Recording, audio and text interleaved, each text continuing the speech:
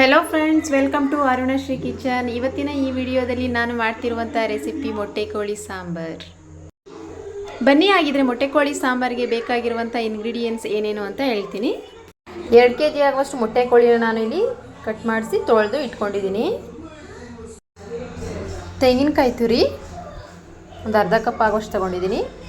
ಒಂದು ಈರುಳ್ಳಿ ಕಟ್ ಮಾಡಿ ಇಟ್ಕೊಂಡಿದ್ದೀನಿ. ಒಂದು ಬೆಳ್ಳುಳ್ಳಿ ಬಿಡಿಸ್ಕೊಂಡು ಇಟ್ಕೊಂಡಿದ್ದೀನಿ. ಸ್ವಲ್ಪ ಶುಂಠಿ ಹಚ್ಕೊಂಡಿದ್ದೀನಿ. ಒಂದು ಟೊಮೊಟೊ ಕಟ್ ಮಾಡಿ ಇಟ್ಕೊಂಡಿದ್ದೀನಿ. ಸ್ವಲ್ಪ ಚಕ್ಕೆ, 3 ಲವಂಗ, ಒಂದು ಅರ್ಧ ಸ್ಪೂನ್ ಕಾಳು ಮೆಣಸನ್ನ ತಗೊಂಡಿದ್ದೀನಿ. 1 ಟೇಬಲ್ ಸ್ಪೂನ್ ಕಡಲೆ ತಗೊಂಡಿದ್ದೀನಿ.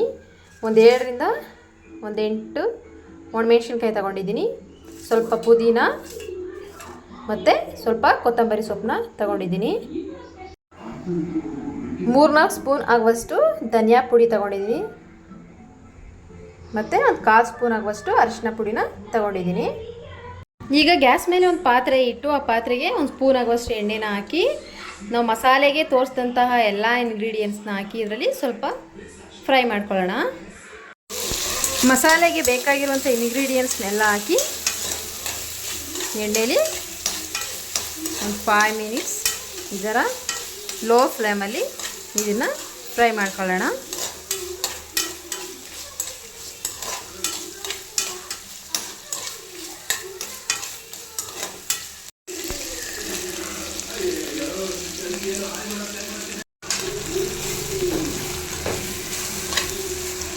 ಈ ಥರ ಫ್ರೈ ಮಾಡಿಕೊಂಡು ಹಾಕೊಳ್ಳೋದ್ರಿಂದ ಸಾಂಬಾರು ತುಂಬ ಟೇಸ್ಟಾಗಿರುತ್ತೆ. ಮತ್ತು ನಾಟಿ ಕೋಳಿ ಸಾಂಬಾರು ಬರುತ್ತಲ್ಲ, ಸೊ ಅದೇ ಥರ ಟೇಸ್ಟ್ ಇರುತ್ತೆ.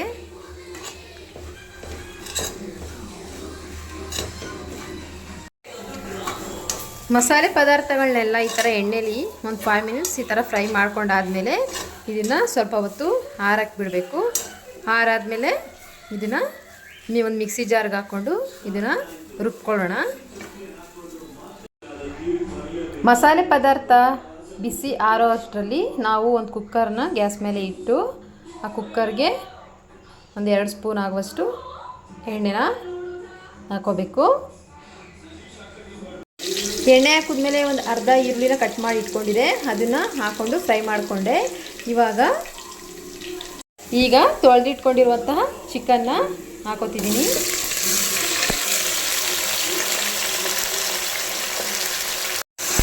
ಇದಕ್ಕೆ ಸ್ವಲ್ಪ ಅರಿಶಿಣ ಪೌಡ್ರ್ ಹಾಕೋತಿದ್ದೀನಿ. ಒಂದು ಕಾಲು ಸ್ಪೂನ್ ಆಗುವಷ್ಟು ಅರಿಶಿಣ ಪೌಡ್ರ್ ಹಾಕ್ಕೊಂಡೆ. ರುಚಿಗೆ ಬೇಕಾದಷ್ಟು ಉಪ್ಪನ್ನ ಹಾಕೋತಿದ್ದೀನಿ.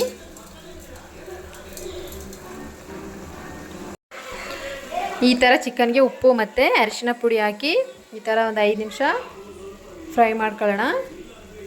ಇದು ಫ್ರೈ ಆಗೋ ಅಷ್ಟರಲ್ಲಿ, ಬೇಯೋ ಅಷ್ಟರಲ್ಲಿ ಇದು ಮಸಾಲೆನ ರುಬ್ಕೊಳ್ಳೋಣ.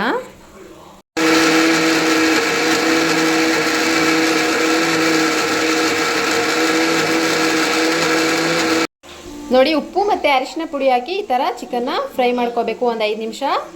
ಈಗ ರುಬ್ಬಿರುವಂಥ ಮಸಾಲೆನ ಇದಕ್ಕೆ ಹಾಕೋತಿದ್ದೀನಿ.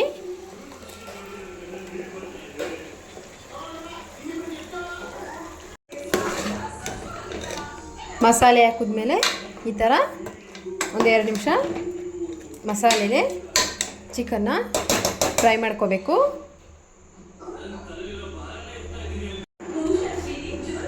ನಿಮಗೆ ಸಾಂಬಾರು ಎಷ್ಟು ಬೇಕು ಅಷ್ಟು ನೀರನ್ನ ಆ್ಯಡ್ ಮಾಡ್ಕೋಬೇಕು.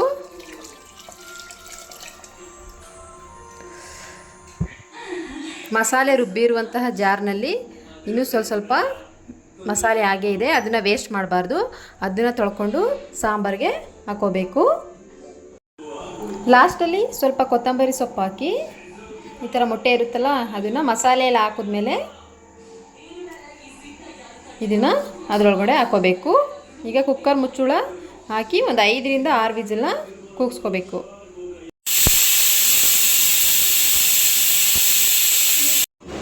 ನೋಡಿ, ಬಿಸಿ ಬಿಸಿ ಮೊಟ್ಟೆ ಕೋಳಿ ಸಾಂಬಾರು ರೆಡಿ ಆಯಿತು.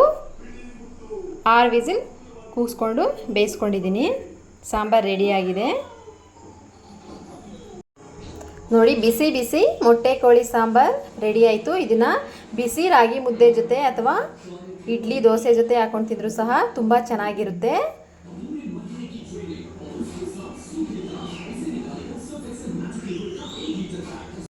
ನೋಡಿದ್ರಲ್ಲ ಫ್ರೆಂಡ್ಸ್, ಇವತ್ತಿನ ಈ ವಿಡಿಯೋದಲ್ಲಿ ನಾನು ಮಾಡಿರುವಂತಹ ಮೊಟ್ಟೆ ಕೋಳಿ ಸಾಂಬಾರ್ ರೆಸಿಪಿ ನಿಮ್ಗೆ ಇಷ್ಟ ಆಗಿದ್ರೆ ಲೈಕ್ ಮಾಡಿ, ಕಮೆಂಟ್ ಮಾಡಿ, ಶೇರ್ ಮಾಡಿ. ಯಾರೆಲ್ಲ ನನ್ನ ಚಾನಲ್ನ ಇನ್ನೂ ಸಬ್ಸ್ಕ್ರೈಬ್ ಮಾಡಿಲ್ಲ, ಇಲ್ಲೇ ಹೋಗಿ ಸಬ್ಸ್ಕ್ರೈಬ್ ಮಾಡಿ ಅಂತ ಹೇಳ್ತಾ ಇಲ್ಲಿಗೆ ಈ ವಿಡಿಯೋನ ಮುಗಿಸ್ತಾ ಇದ್ದೀನಿ.